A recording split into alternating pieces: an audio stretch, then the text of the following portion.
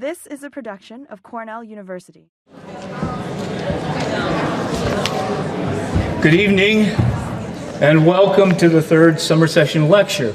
My name is Charles Jeremy, and I report to the speaker. And introducing Glenn Altschuler to a 2018 Cornell University audience must be a little like introducing Ezra Cornell or Andrew Dixon White would have been to an 1868 Cornell audience. Absolutely unnecessary. But for those of you who don't know Glenn, I'm going to try to introduce him. After earning a Master of Arts degree in history and then a PhD degree at Cornell in 1976, Ithaca College borrowed Glenn for a short while. In 1981, though, he returned to this hill, where he has spent the remainder of his very distinguished career.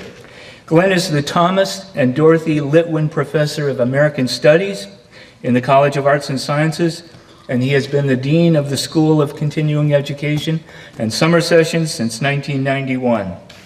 In addition to serving as Dean, a full-time job in itself, there are at least 4 other parts to Glenn's Cornell life. In addition to being a gifted teacher, he is also a prodigious scholar, a prolific writer, and a truly enthusiastic student advisor. He is the author or co-author of 11 books. He has written more than 1,000 published essays, book reviews, columns, and op-eds. National Book Critics Circle has cited his work as, quote, exemplary, and Psychology Today has featured his writing as essential reading. At Cornell, Glenn is the recipient of the Clark Teaching Award, the Donna and Robert Paul Award for Excellence in Faculty Advising, and the Kendall S. Carpenter Memorial Award for Outstanding Advising. He is a Weiss Presidential Fellow. He continues to be a strong advocate on campus for high-quality undergraduate teaching and advising, and he counts his friends and stays in touch with hundreds of his former students and advisees. But I neglected to mention that Glenn is also an excellent prognosticator, and that's exactly why all of us are here tonight. Glenn Altschuler, the election of 2018, what's at stake, and what to look for.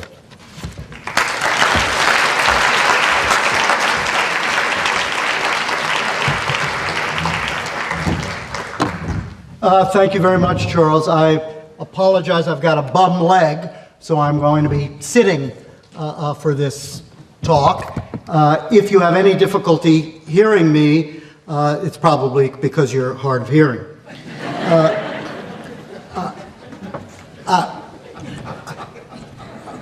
I'm very grateful for that introduction. Introductions aren't always as complimentary as Charles's introduction.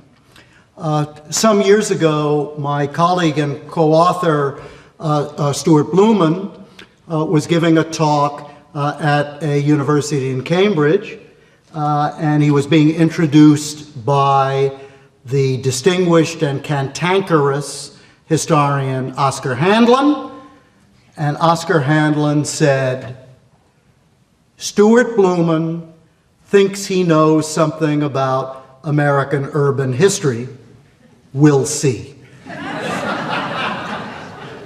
So that may be an appropriate way for somebody who wants to talk about American politics and who is wrong so often that he has to rely on the short-term memory loss of his audience for them to come again. So I'm going to talk this evening about the election of 2018.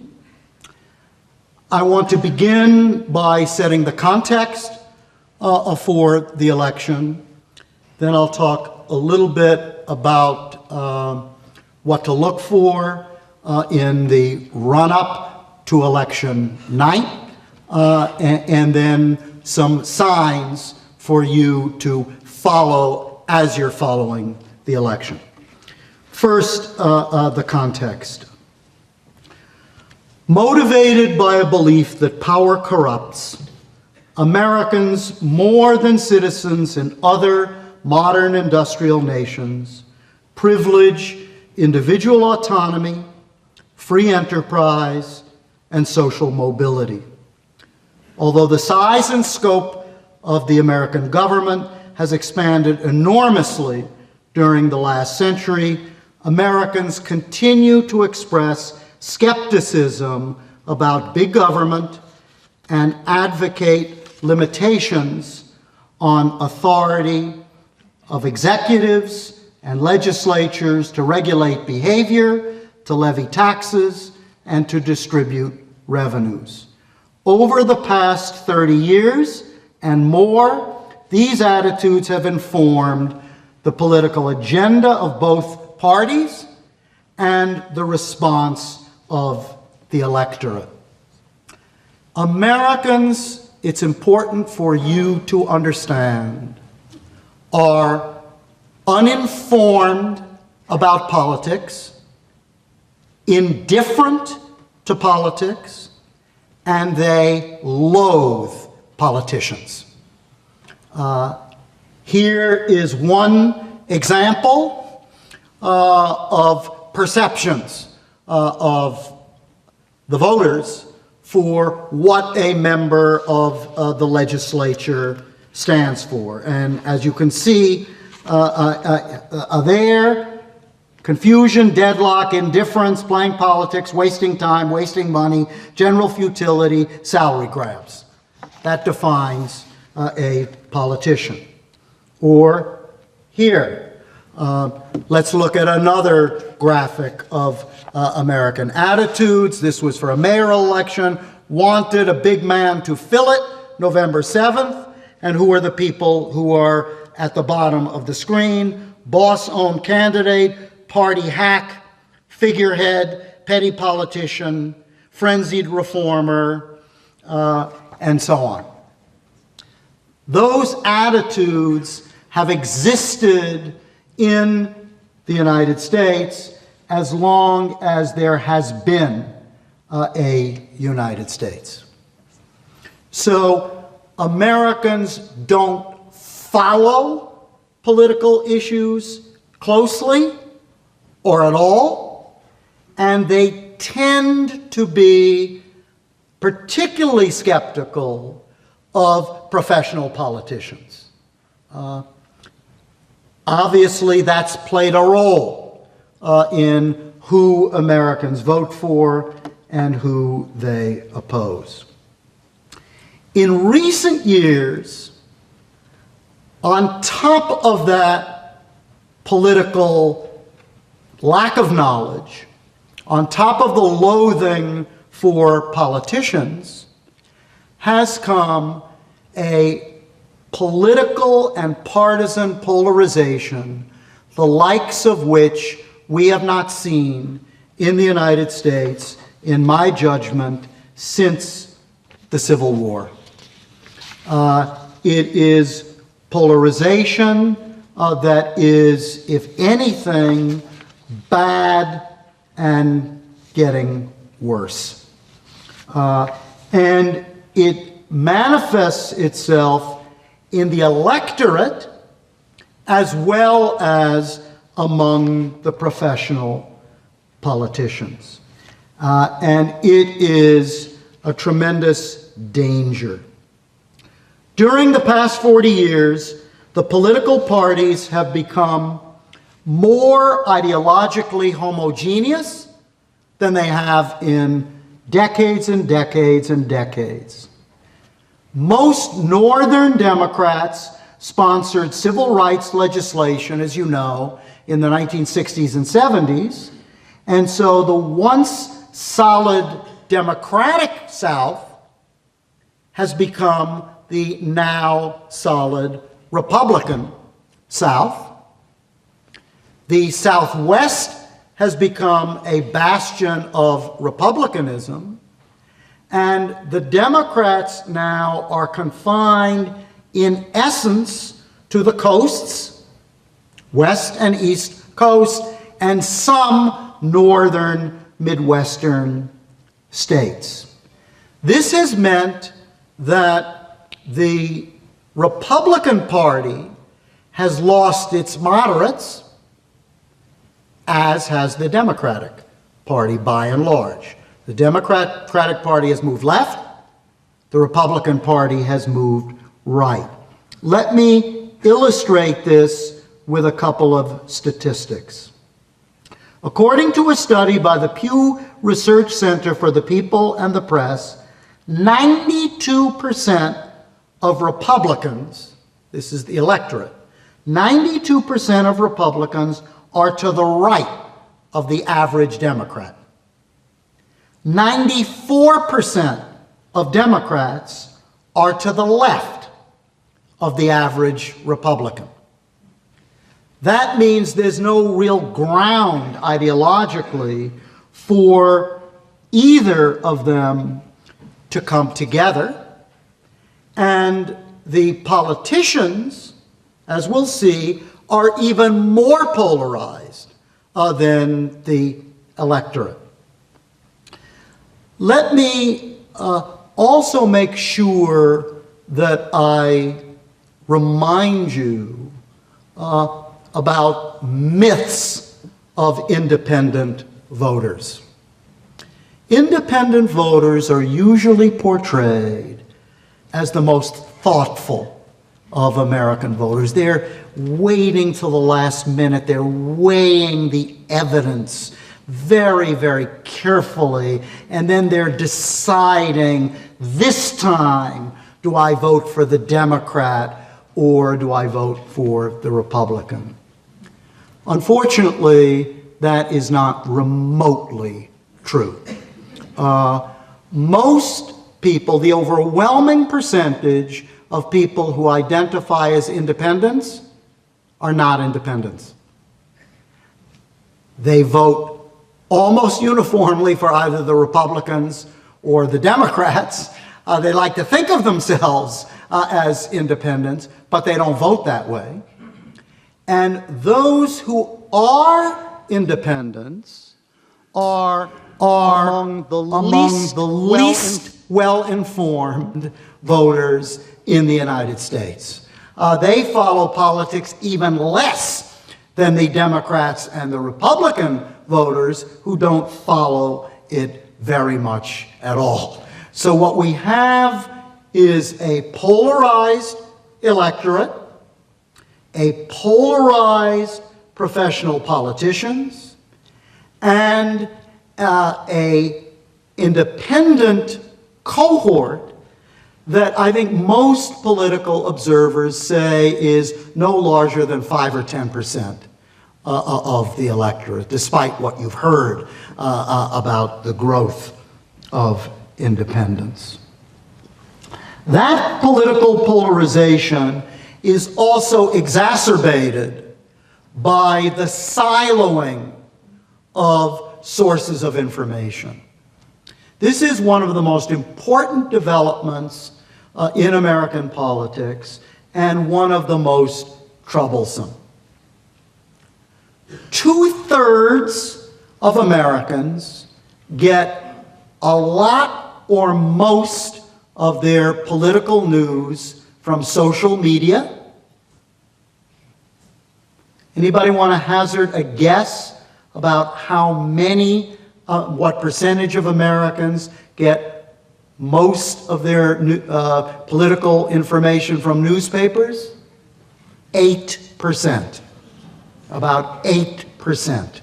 So, and the outlets for news have become more highly partisan.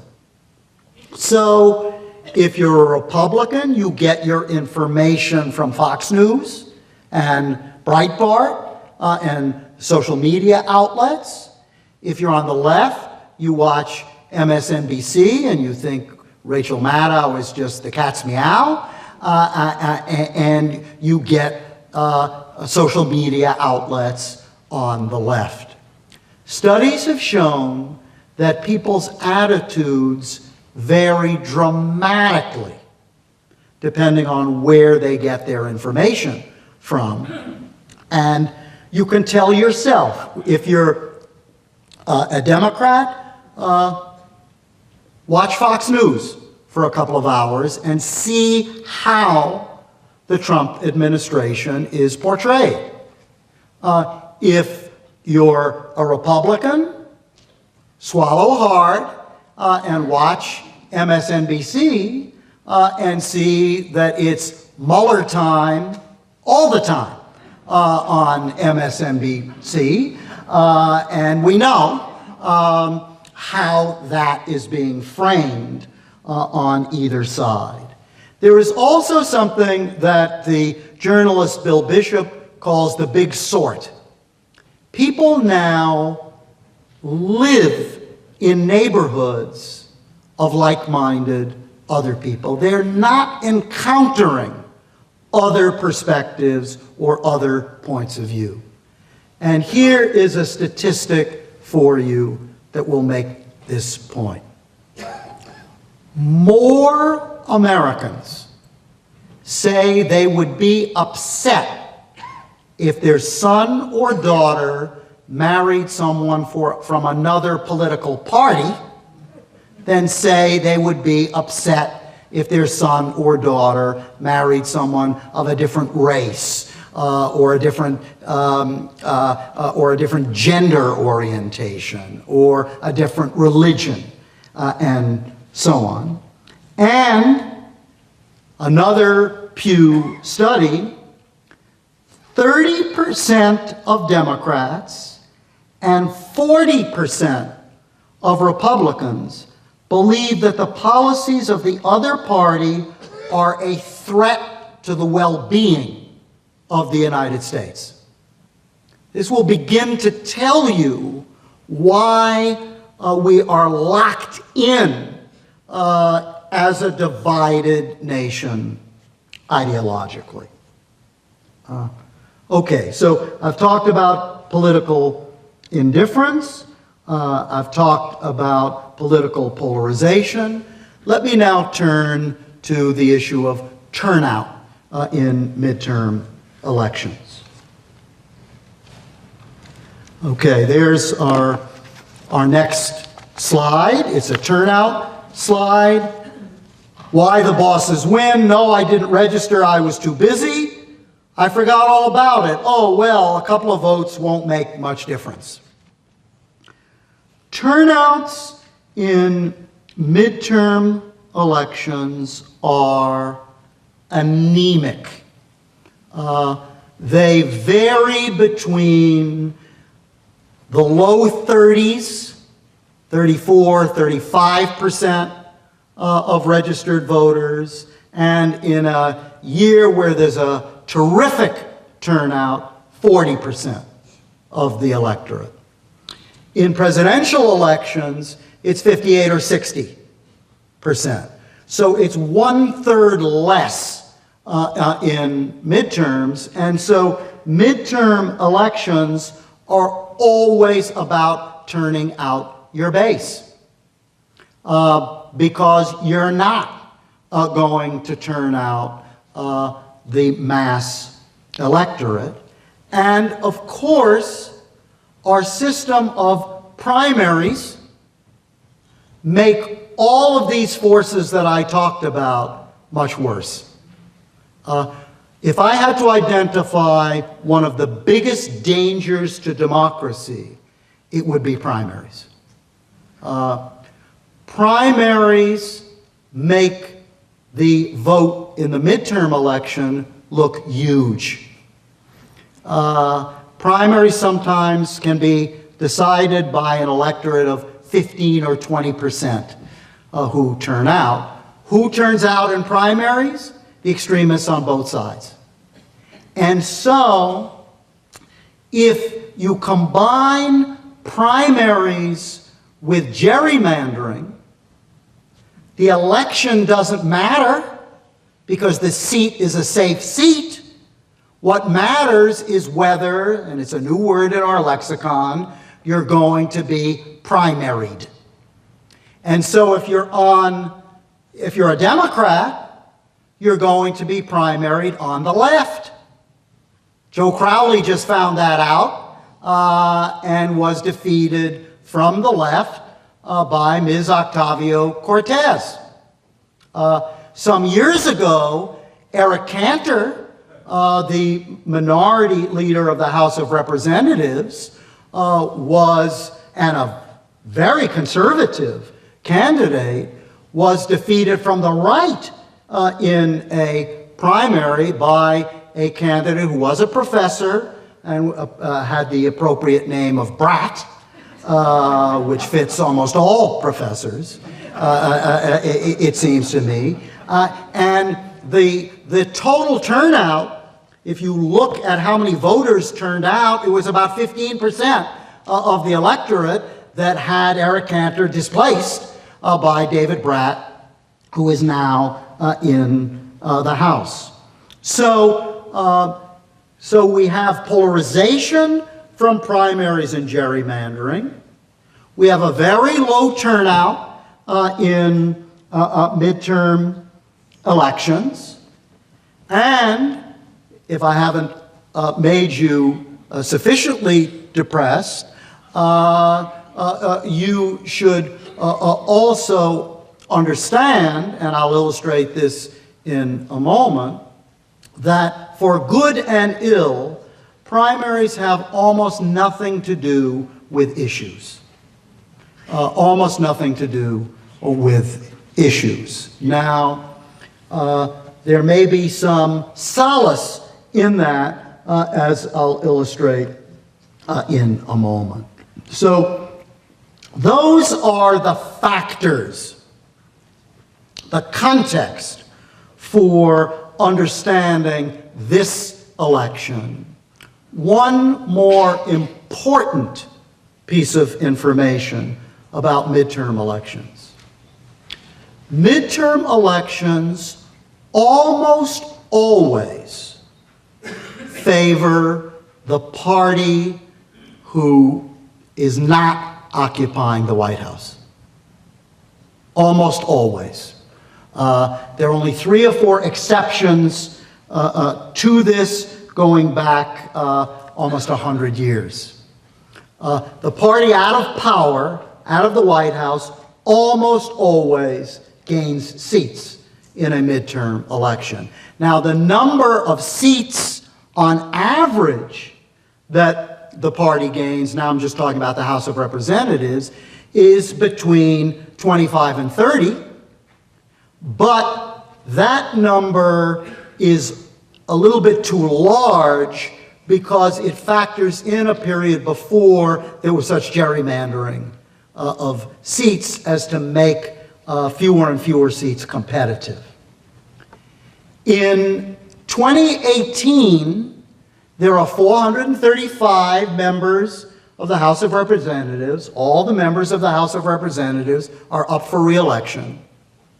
The number of contested seats is about 60. All the rest of the seats are safe seats. So, because of gerrymandering, because of the way that American politics has been regionalized, because of the relative power of rural districts as opposed to urban districts, because of shenanigans to some extent. But if you're trying to flip a House of Representatives, you've only got about 60 or so seats in play, maybe 70, that you can even contemplate flipping. So let's now turn to this particular election. And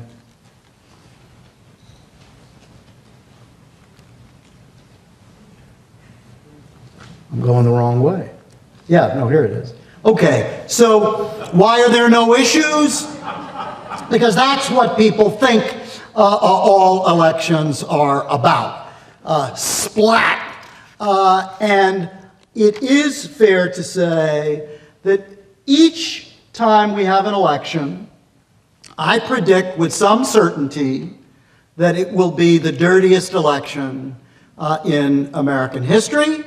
And I'm willing to go out on a limb and say a new record will be set in 2018. It's a pretty safe prediction to make. So what are the factors in this election? First, let's take a look at the Democrats.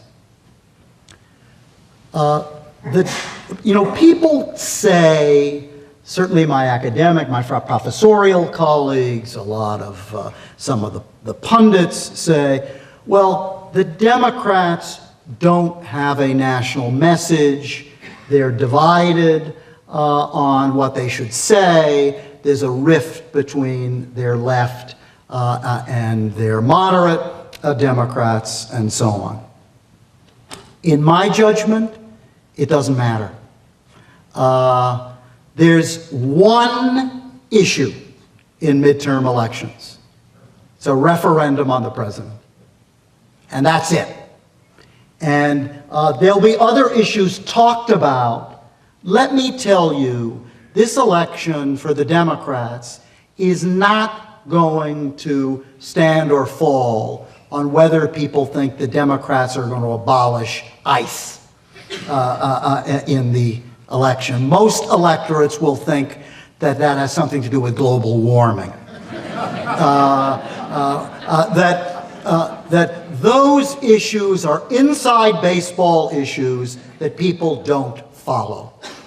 And the reason that the party out of power does better is that when you win a presidential election, that's usually maximum achievement for your congressional candidates as well, and they're somewhat vulnerable 2 years later when the president is not heading the ticket.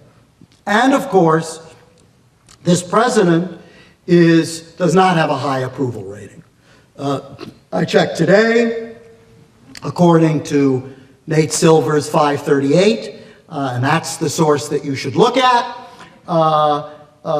The poll of polls indicates that the president's approval rating is 41%. Poll of polls. That is good news for Democrats. I'll return to that in a moment. To the extent that the Republicans have an issue, it will be, this was from 1928, I think. You'll see, can you see at the top it says, drain the morass. That's because people had a larger vocabulary in 1928. They would say drain the morass now if people knew what the morass was. So morass has become swamp.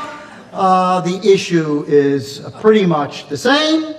And in my judgment, the Democrats are going to run all kinds of ads about $31,000 expenditures for dining room tables, first-class flights, buying used mattresses from Trump Tower, and so on. Why? Because voters understand that. It brings it down to a kind of series of ideas to which voters can respond. And it's a winner for the Democrats. Many of you don't remember, but when the Republicans had their surge, it was over a check-kiting scandal in the House of Representatives, where representatives were permitted to cash checks in a House bank when they really didn't have enough money to cover those checks. The issue was pretty trivial as corruption goes, but it's the kind of corruption that you can demonstrate fairly easily. Healthcare will also be an issue for the Democrats.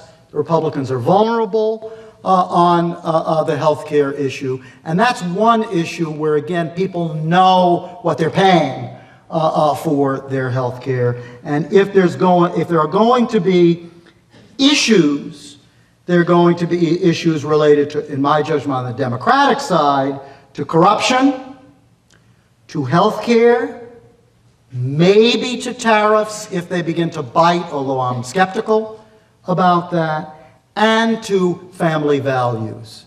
The Democrats have an opportunity to seize the family values issue in a particularly potent way in this election, not least because of the immigration separation of families.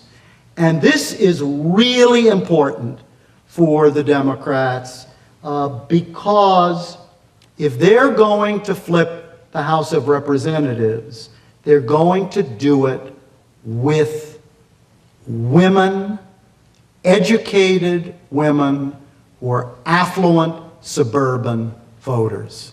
The flippable districts are going to be flippable for that reason. And there is, at least at the moment, the largest gender gap in American history between men and women. I think it's unlikely that there'll be a massive turnout of African Americans. I think it's unlikely there will be a massive turnout of Hispanic, Latino voters for the Democrats. I'm also pretty confident that there will not be, and I'm looking at some of the young people here, the turnout of young people in American elections is pathetic. And in midterm elections, it's even more pathetic. Something like 15% of eligible young voters turn out. So the traditional Democratic constituencies may not be constituencies they can rely on in this election, and it's going to be women who will either carry them to control over the House or not. Where will the Mueller report fit in? Russian interference in the election, North Korea, not much. Even in presidential elections, foreign policy is not all that important. Voters don't follow it very closely, and I very much doubt that it will play a large role. Now, on the Republican side, the Republicans are better at turning out their base than Democrats, largely because Republican voters tend to be somewhat more affluent and somewhat more well-educated. What the Republicans will run on is a strong economy, and the economy is very strong. Unemployment is at historic lows. The Republicans will run on judges because that's appealing to Republican voters as something that the party has delivered to them. Republicans will appeal to their base on what's called border security. And Republicans will run, as they have for the last 74 years, against Nancy Pelosi. If Nancy Pelosi were to have a stroke, the Republicans would be in deep trouble. They have run successfully against Nancy Pelosi since her husband's bar mitzvah. And they will do that as long as she remains in office. It's getting a little threadbare, quite frankly, but it still resonates in some areas. Remember, midterm elections involve getting out the base. That's why you have the political rhetoric that you've heard both from the president and other Republicans and from Democrats. That's what midterm elections stand or fall on, turnout in the base. So it's going to be targeted districts, those suburban districts which were either close or carried by President Trump by 5 to 10 points, will be pivotal in this election. I'll tell you in a minute where to look to find those races. The Democrats, I predict, are going to witness very soon the return of Barack Obama. I think he will be used in swing congressional districts that have an African American population above 15% of the eligible voters. And he probably can't wait to get out there. And I think it's very likely that he will get out there.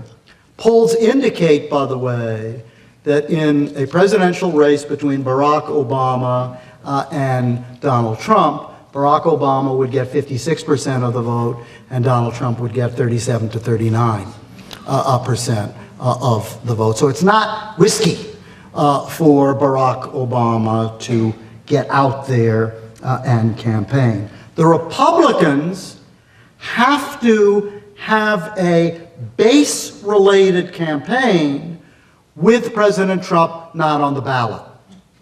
And that's a little difficult to do. And because it's not a presidential election, then Democrats in these swing districts can say, for example, as Connor Lamb did in Pennsylvania, I won't support Nancy Pelosi for Speaker of the House if I'm elected. They can distance themselves depending on local circumstances. Same thing with gun control, for example. They don't have to take the stance on limiting guns that many Democrats want them to take. Republicans have a much tougher time because if they break with President Trump in moderate districts, they risk losing the Trump supporters. I don't think the Democrats run the same risk.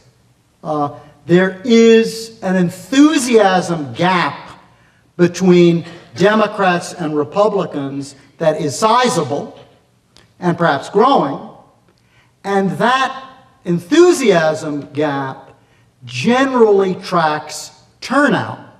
And that means that, at least at the moment, the Democrats have a turnout advantage.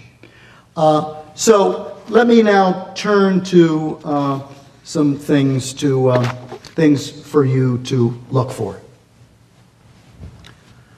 There are two websites that I recommend that you use, and I check them about every 15 or 20 minutes or so. I'm a little anxious that I have to talk to you this long without checking and making sure that I'm on target, but you, at least a number of you, look like nice people, and I don't mind doing that. The best websites are 538. Nate, just Google Nate Silver 538. And Nate Silver is really good at aggregating polls. He doesn't aggregate Romanians that well, but he aggregates polls with extraordinary proficiency. Does everybody know what it means to aggregate a poll or polls? We tend to watch the news and we hear a poll and we have a heart attack because it shows that the person we like or don't like is either going up or going down.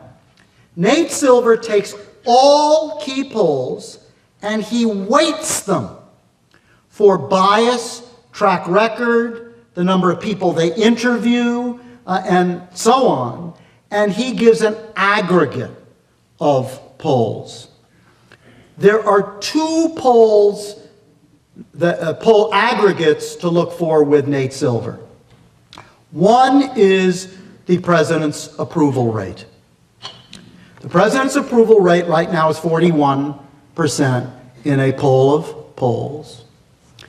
If President Trump's approval rate goes below 40%, the Democrats have a much better chance of winning. If President Trump's approval rate goes up to 45%, I don't think it's going to go above that. It has never gone above that during his presidency. Then the Republicans have a much better chance of winning. The second poll aggregate to look for on Nate Silver's 538 is what's called the House of Representatives generic ballot. That means pollsters say to you, would you vote for a Democrat or a Republican? Forget about who's running or your district. Would you vote for a Democrat or a Republican?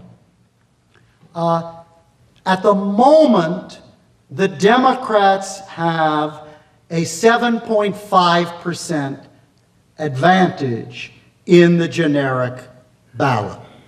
Now, because of gerrymandering, because Democrats are concentrated in a small number of electoral districts, which they win 95% to 5, in my judgment, the Democratic generic poll advantage needs to be at least 7% for the Democrats to win control of Congress.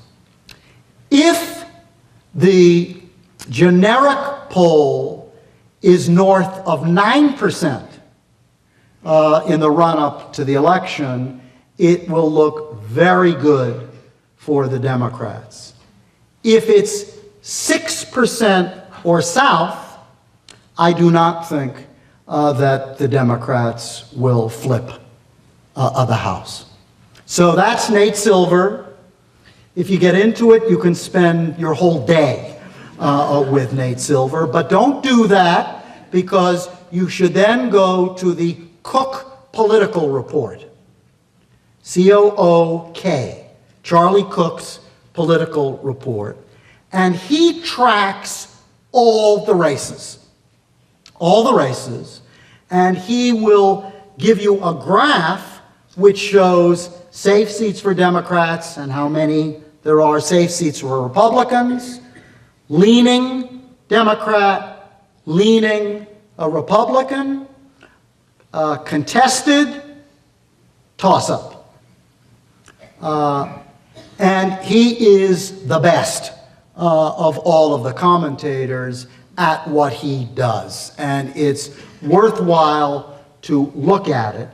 In the last couple of weeks, there's been a bit of a drift toward the Democrats. And another respected website run by Larry Sabato of the University of Virginia, for the first time has said there's more than a 50% chance that the Democrats will take the House.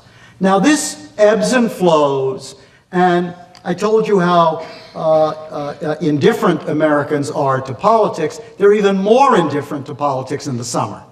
And so the race really won't begin until the fall.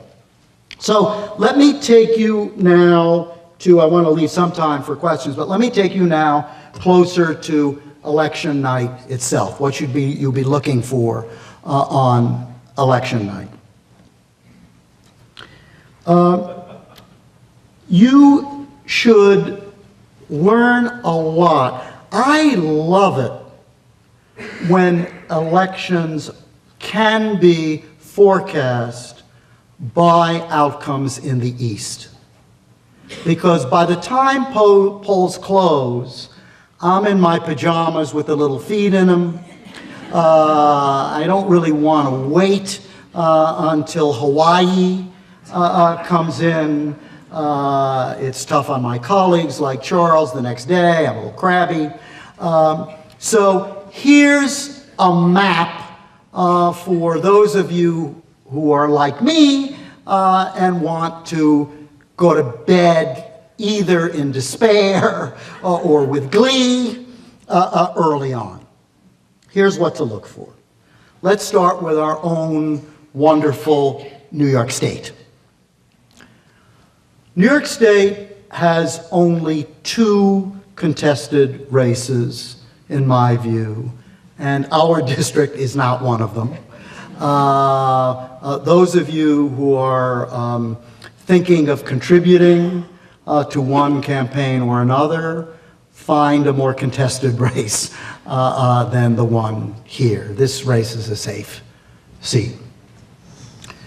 If Claudia Tenney, who is a congresswoman, this is her first re-election, and it is a district that has been very slightly Republican district, and interestingly enough, John Hanna, her predecessor in that seat, has endorsed the Democrat in the race. If Claudia Tenney loses, then the Democrats are looking good. If John Faso, the other incumbent Republican who is in a contested race, loses, the Republicans are in trouble. 2 flips in New York, and those are the 2 candidates, would be quite significant. Pennsylvania, as you know, also had a court-mandated redistricting. The Democrats need to pick up, in my judgment, at least 4 seats in Pennsylvania. If they pick up 3, you may have to stay up late.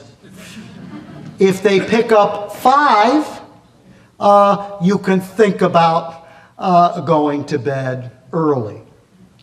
In New Jersey, if Leonard Lance, an incumbent congressman, loses, he's a Republican, that does not bode well for the Republicans. So these 3 states will begin to tell you quite a bit about the outcome.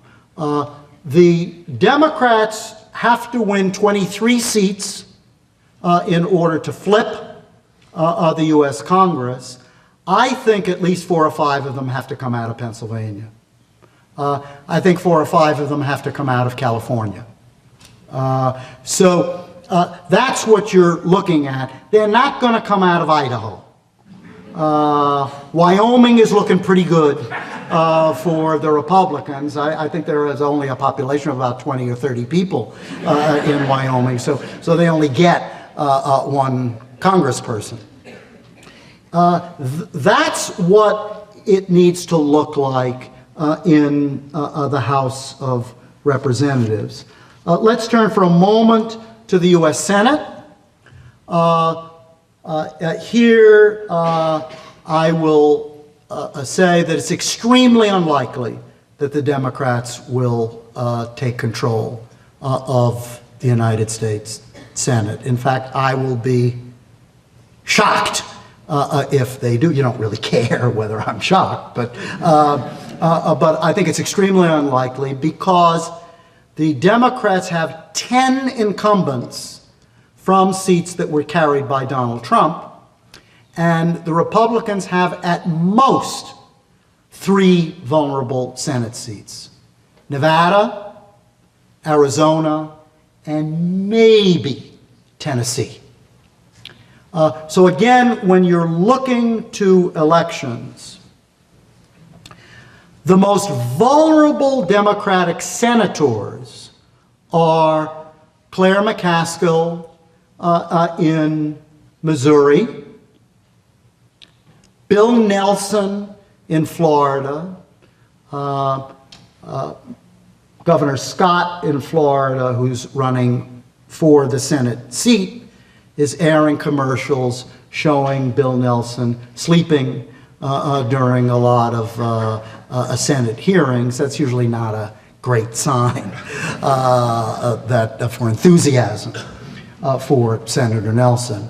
Claire McCaskill, Bill Nelson in Florida, Joe Donnelly in Indiana, Heidi Heitkamp. Who could be named Heidi Heitkamp?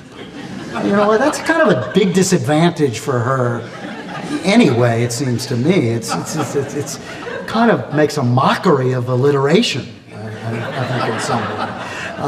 And I think her parents should be talked to, really, about that. But whatever is true about her name, she's from a state that is overwhelmingly a Trump state. So those are the most vulnerable: Donnelly, McCaskill, Heitkamp, and Nelson. People talk about how West Virginia went for Trump by 20 or 30 points. I think Joe Manchin's going to be reelected in West Virginia, and I think John Tester is going to be reelected from the Senate in Wyoming. I think they're actually in pretty good shape at this point. Montana, excuse me. Yes, and so I think that that it could be that the Republicans will flip 2 or 3 Democratic seats. It could be that the Democrats will flip 2 Republican seats. Maybe it'll be 1 seat that the Republicans gain. Not going to be a significant flip one way or the other, and I just don't see. The Democrats would have to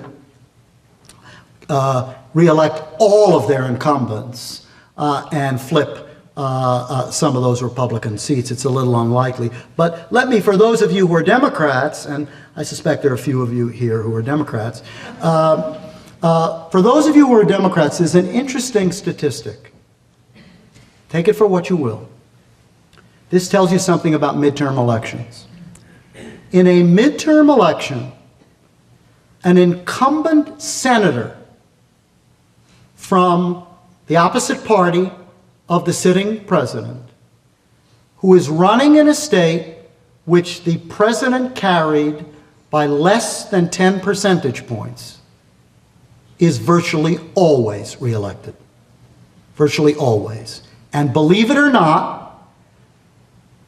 incumbent senators who are not from the president's party, who are running for reelection in a state that the president carried by 10 to 20 points, are also almost always reelected. Not with near unanimity as those in the other category, but significantly. So it's going to be a challenge for the Republicans to flip those seats. But remember, those statistics come from a somewhat less partisan period, and that's important for you to know.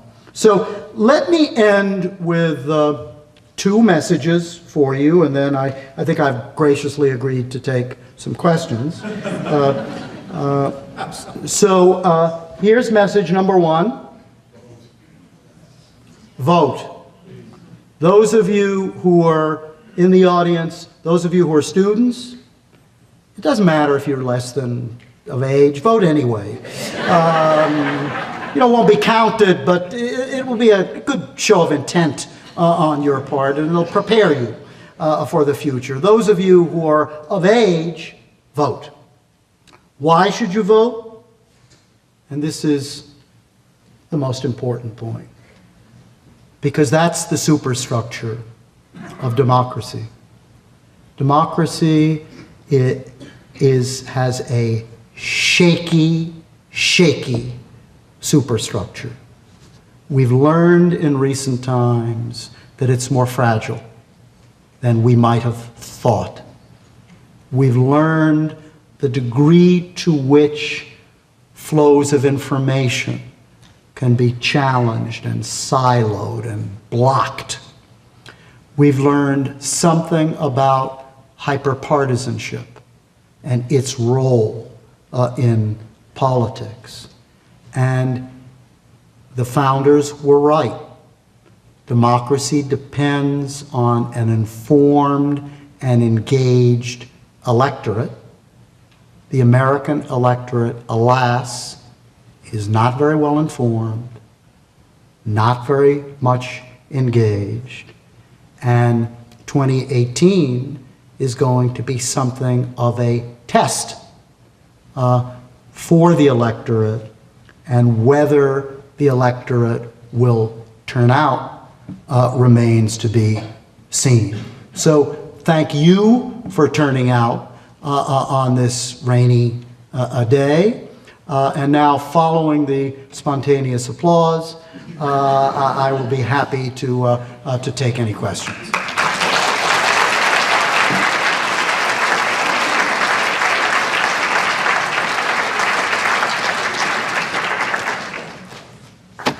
Do we have a, yes, do we have microphones for the questioners?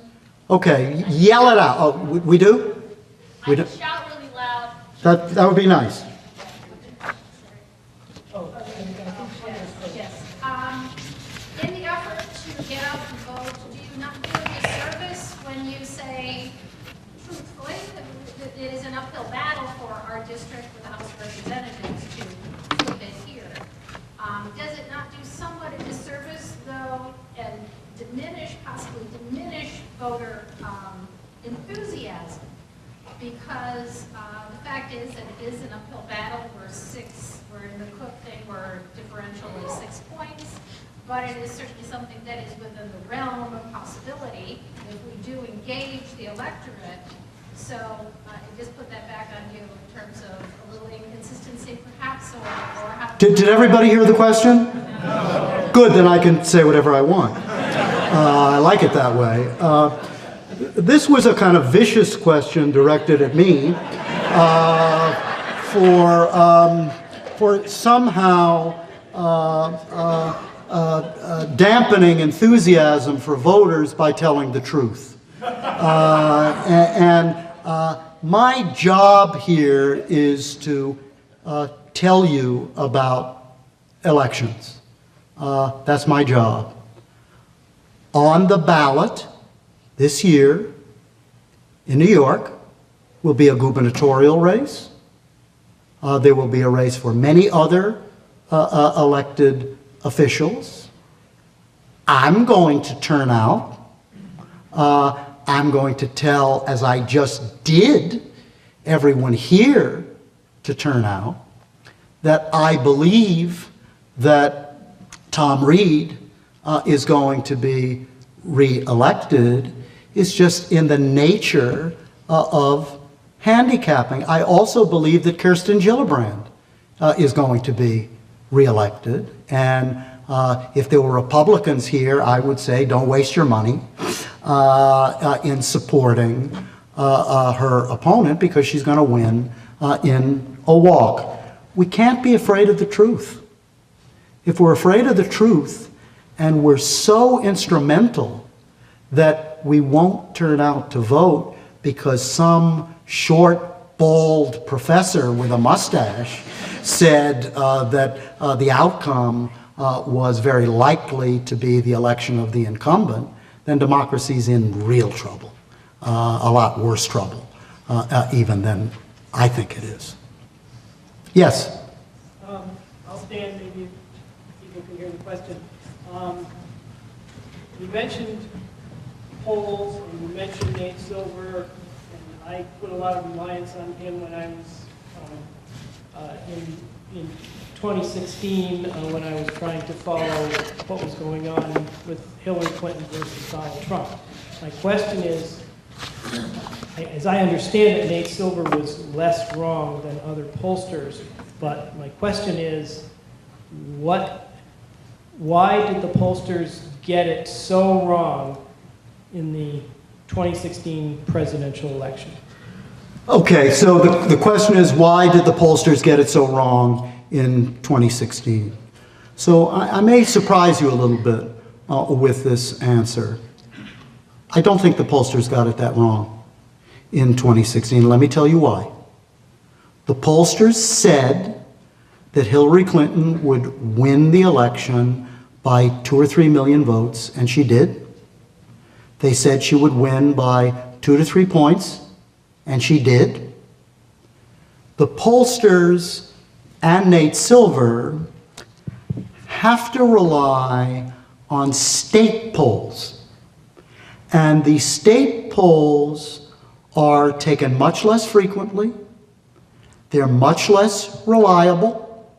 And so if you look at the polls in the 3 pivotal states, you'll see that very few polls were taken in the immediate run-up to the election. And remember, in those 3 states combined, it was 70,000 votes that decided the election. And so you would be talking about how reliable the polls were if that swing had not occurred. Polls are not infallible. And let me just take this opportunity to say a couple of things about the challenge to pollsters. More and more people don't respond to pollsters.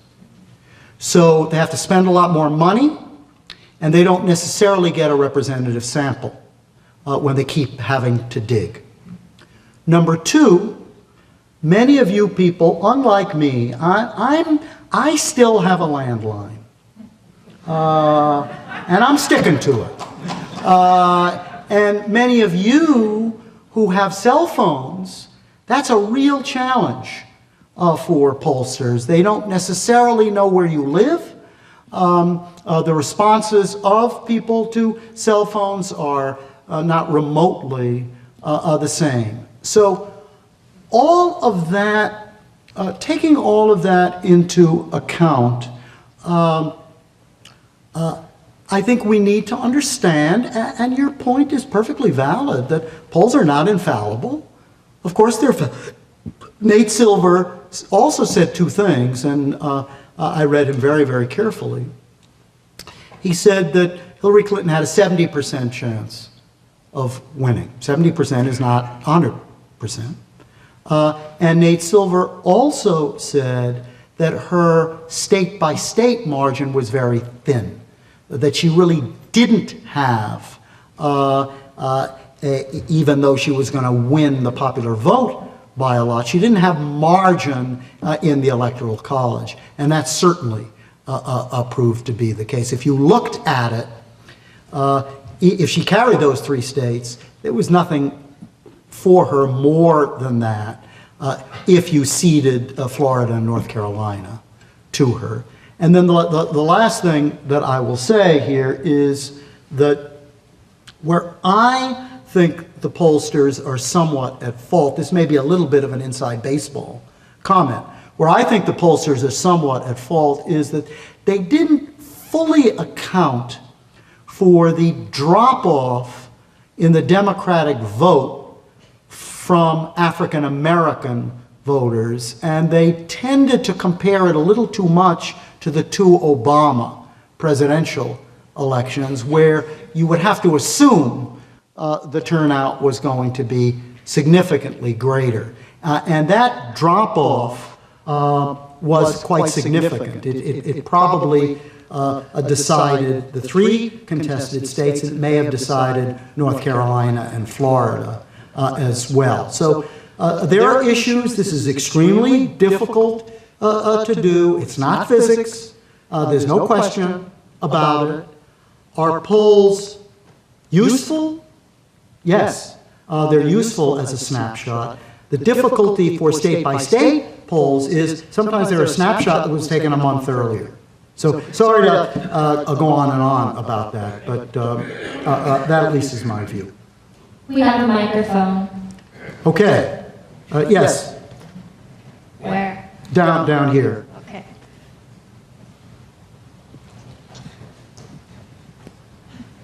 Thank you. You didn't mention Russian meddling or other external meddling. What effect did it have, in your opinion, on the presidential race, and is it likely to have on the midterms?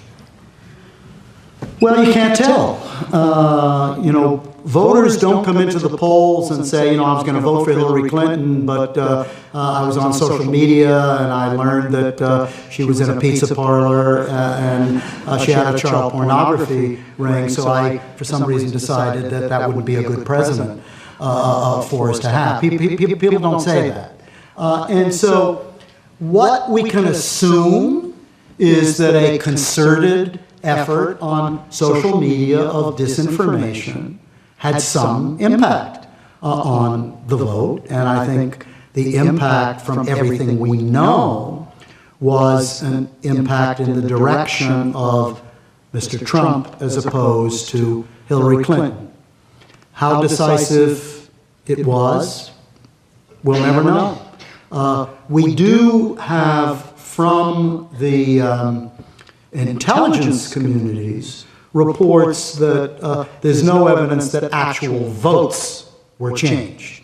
There was hacking, probing of some of those voting systems, and there may be some probing of those voting systems again. So I'm concerned because I think there has not been an all-out effort to try to counter some of this interference, and I think time is going very short for that to happen. So there is good reason to worry, and of course we don't have in many states paper backups to ballots. So if there are shenanigans, it's going to be very difficult to redo it.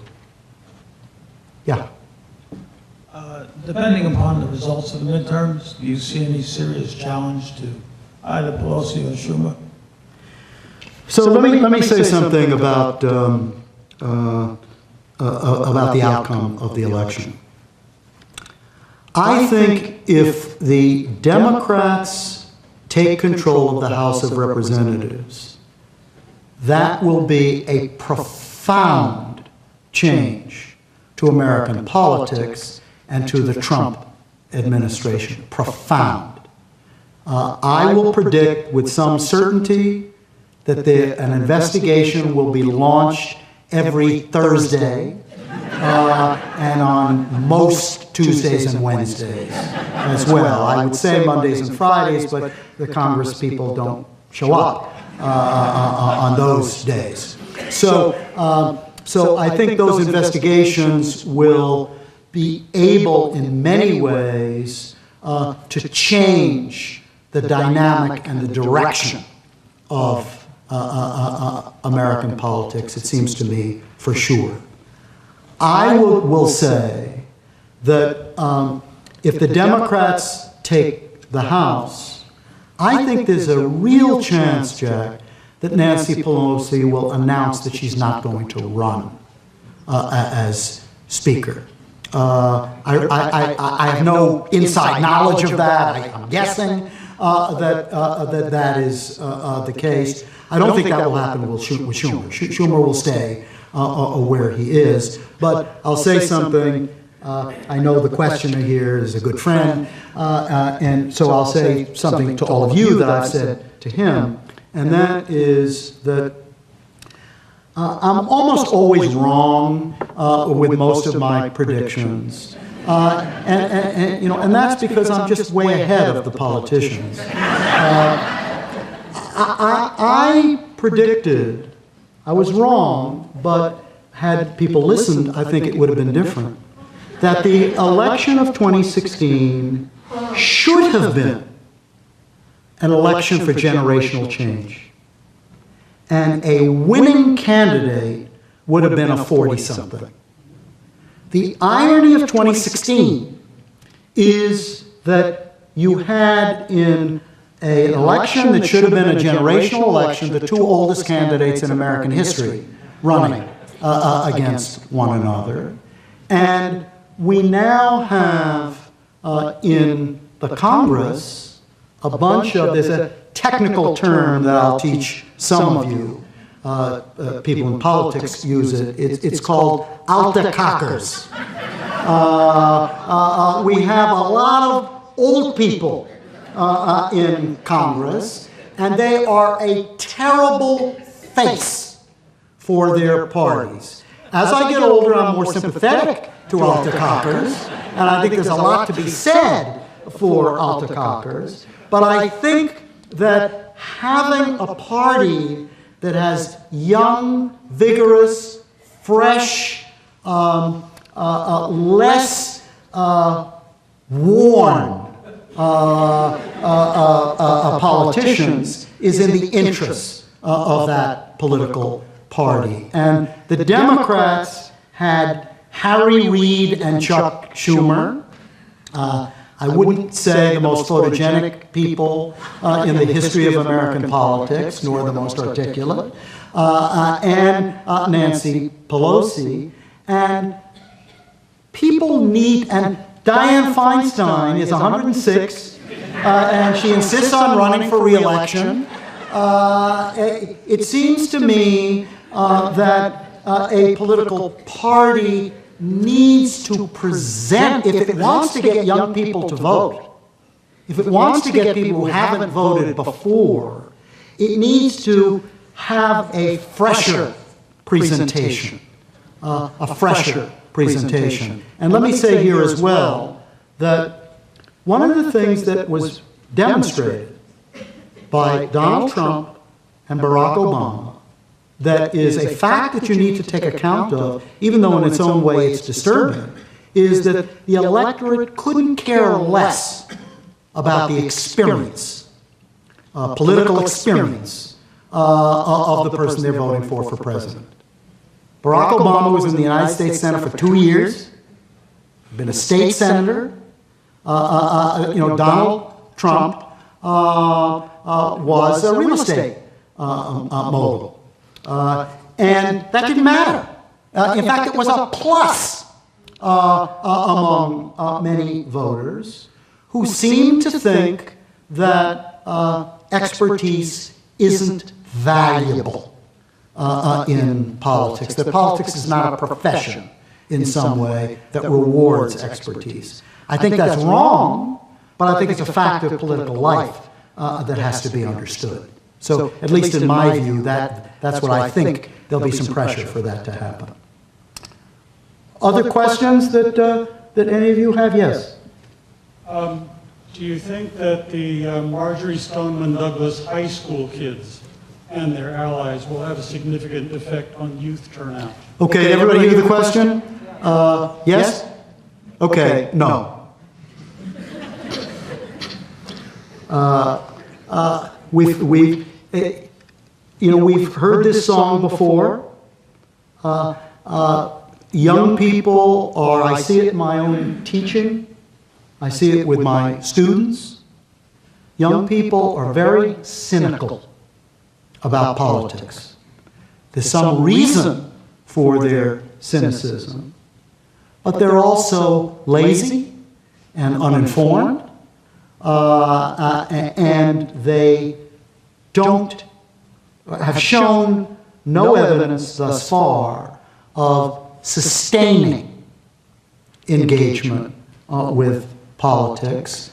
And at the moment, I don't see any evidence that that will change. If it changes, you'll come, I'll pay your way back to Ithaca, those of you who are far away, and we'll talk about it, because if that happens, that will be a sea change in American politics, and significant in some way. I wouldn't bet the ranch on it, however. I wouldn't.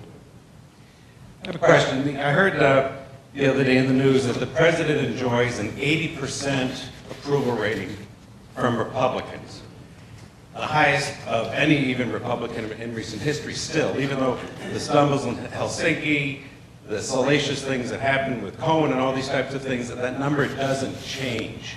What is happening in the Republican Party? And maybe you said something, the siloing, have all the moderates just fallen away, that the only people left are his supporters, and that's what it represents? It's a very important question. Not that the other questions that have been asked haven't been equally wonderful. The Republican Party, adherents to the Republican Party are smaller in number. They're smaller and getting smaller. Self-styled independents are growing in number. Many of them are Republicans. And so when we see a swing from support for Republicans to support for Democrats or less enthusiasm for Trump, what we're seeing is some of those are Republicans who essentially have fallen off, that the base has shrunk, but as it has shrunk, it's gotten firmer and more ideological, at least it seems to me. And you have to add to that something that is, in my judgment, a disturbing development, and that is a kind of cult of personality around President Trump. And it's fed by something I've talked about throughout this talk, and that is most Americans are not well informed about the issues. So a cult of personality is easier. People keep predicting, oh, well, Republicans are very much anti-Russia, they'll break with Trump. I think there's not an understanding that the issues are much less important than the cult of personality. And when the ideology has set and the polarization is as strong as it is, then you're going to get this degree of adherence to both parties. And a lot of people remember in 2016, you have to remember one thing. 2016 was the first election in American history, since polls were taken, where both candidates had an approval rate of less than 50%. Now, that's never happened before. What does it tell us? It tells us that many voters said, I don't like Trump. I think he's a liar. I think he's vulgar. I'm not voting for her. I'm not voting for her. And that hasn't changed. That hasn't changed. We have a long history of partisanship. It's getting worse. My grandmother always said to my mother, should I vote for the donkey or the elephant?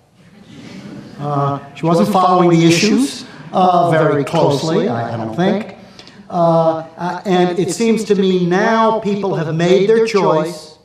I'm voting for the elephant or I'm voting for the donkey, and I'm doing it because I can't stand that other animal, so to speak. And that's why you're going to get some of the percentages that you're getting. And I think peeling off that base is unlikely to happen unless there is something even more earth-shaking than some of the developments we've seen. Yes? Do you see any parallels between the antics of Trump and the rise of Nazi Germany? Do I see any parallels between the antics of Trump and the rise of Nazi Germany? It's a very hard question to answer, and I'll tell you why. I think it's important to take any concerns about the rise of fascism or Nazism seriously. I think we can identify some parallels, attacks on political punishment of opponents, undermining of social and political institutions, assaults on the media, and an attempt to have essentially a court media. These are disturbing parallels. They're not only associated with Nazi Germany, of course. They're associated with other authoritarian or dictatorial regimes. And of course, we also have what in my judgment are disturbing attacks on immigrant groups, religious groups, racial minorities, and so on. We, at the moment, have had some institutional checks on those attacks. Those institutional checks disappeared in Nazi Germany as early as the middle 1930s or so. That's not to say that we should be complacent. That superstructure is more rickety than we might have thought it to be. And so, my answer to your question, unfortunately, is that I'm an historian. There's no future in it. And so I'm not any better than you are in predicting what's going to happen in the aftermath, except to say that this is a time for vigilance for people if the concerns I've expressed are concerns that you share. Absolutely. Thanks for some beautiful ideas and for plenty of us to watch. Yeah, stop right there. Also, I think this last question was very important, probably the way to end things. But I was wondering, did you see... Speak up. Are there things that have been going on in the Democratic Party that make you hopeful? I think I heard that the superdelegate system is collapsing. The what? The superdelegate system is gone away, but I may be wrong about that. And the second question I'd ask is, did all the women that were supposed to run for Congress, did that kind of fizzle out? In other words, we've gone through primaries and stuff like that. It didn't fizzle out at all. No. Let me begin by saying that I say this frequently when I teach. My job as a professor, my job, is to leave my audiences far more depressed at the end of my lectures than when they came in. And I'm striving to do that. So asking me to look for some hopeful signs goes against the grain of my temperament, personality, and pedagogical goals. So having said that, let me talk about hopeful signs if you're looking for hopeful signs. And I should say to you that I'm in favor of superdelegates. I think we need more superdelegates. I think smoke-filled rooms have been much maligned over many years because those bosses wanted to win and were reaching for the political center. And we need to find more ways to put the political center back into the structures through which we nominate people. So I will just give you a couple of both ideas and maybe hopeful signs. I think states now are thinking about gerrymandering in somewhat different ways. The Supreme Court doesn't want to hear cases about it, but that doesn't mean that states can't act on it with either independent commissions or others. They're controversial, but I think this should be taken out of the hands of politicians and given, for example, to computer scientists. I think they do a better job of it than elected officials will do.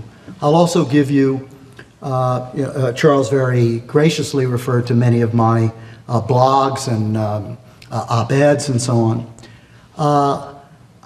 My op-eds are always ignored, but that doesn't mean that I shouldn't keep trying.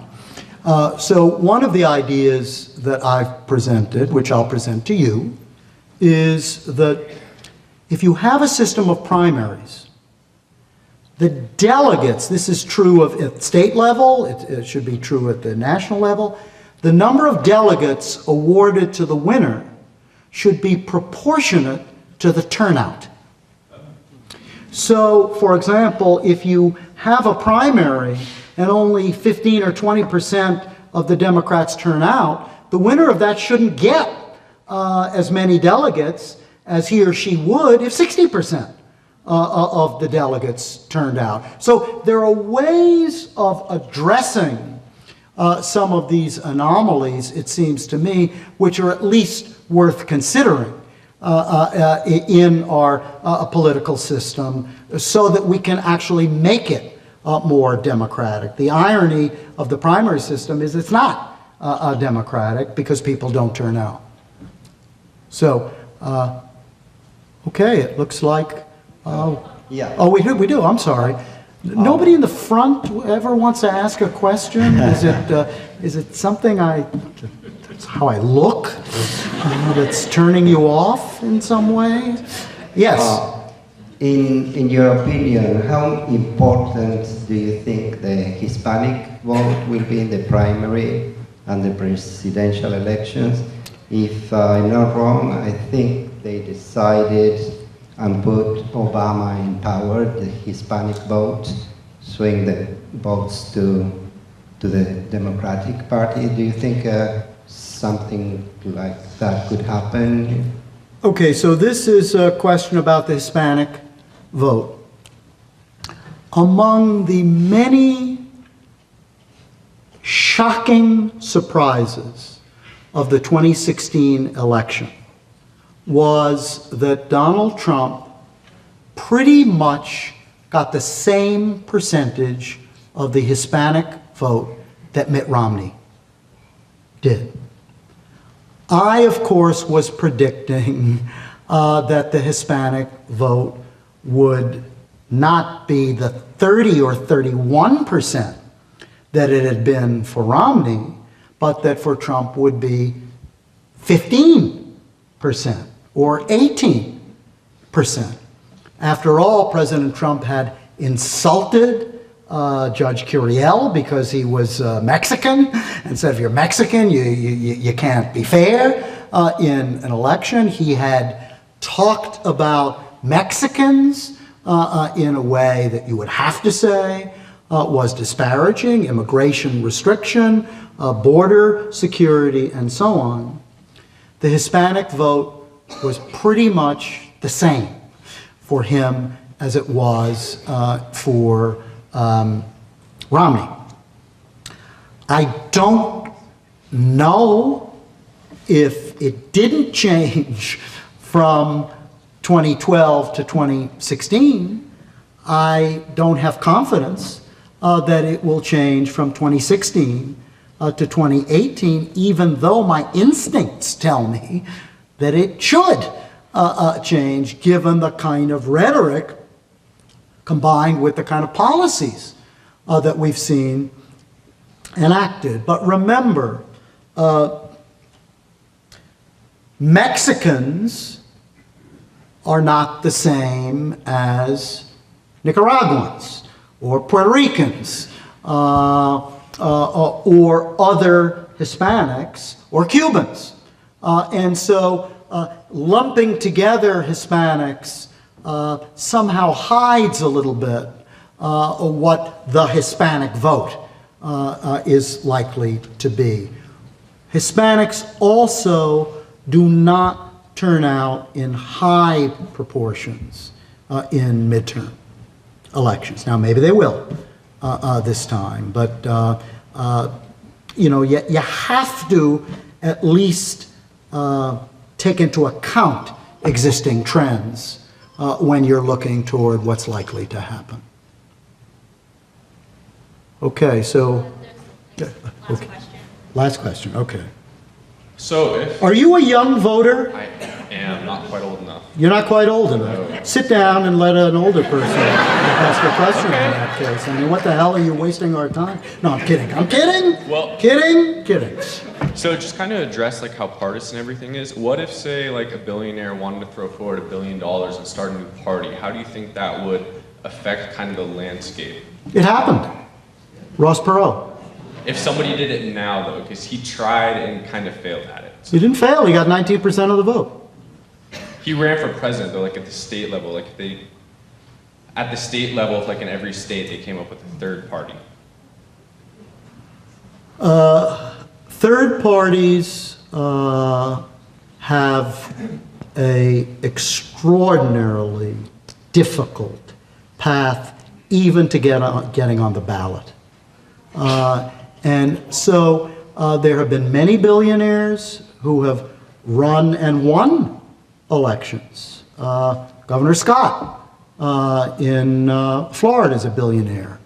Mr. Bloomberg became mayor. And what they've realized is that the best use of their money is to capture one of the existing political parties. And they didn't get $1 billion by wasting a lot of money. And so wasting it on a third party run is something that only somebody as a little wacky as Ross Perot was inclined to do. And I don't think it's likely that that's going to happen again. Do you want to say something else? I think you probably just need to phrase it better. Instead of running for like a position like Donald Trump did, like fund a completely new party, because Ross Perot ran on the ballot as like his own, kind of off and left field thing. But no, he funded a party. But no one ran in Congress for it. Yes, they did. They did, okay. They did. Yeah, they did. They did. And then people talked about, well, what's going to happen to the party now that Ross Perot has lost? And what a shocker. He didn't want to spend any more money on those candidates who were running. That's what happens to third parties. So if we take, let me make a proposal to you. We could take 80 or 90 more questions and then the rain would stop by the time you got out. Or we could end it here and I could get a decent night's sleep.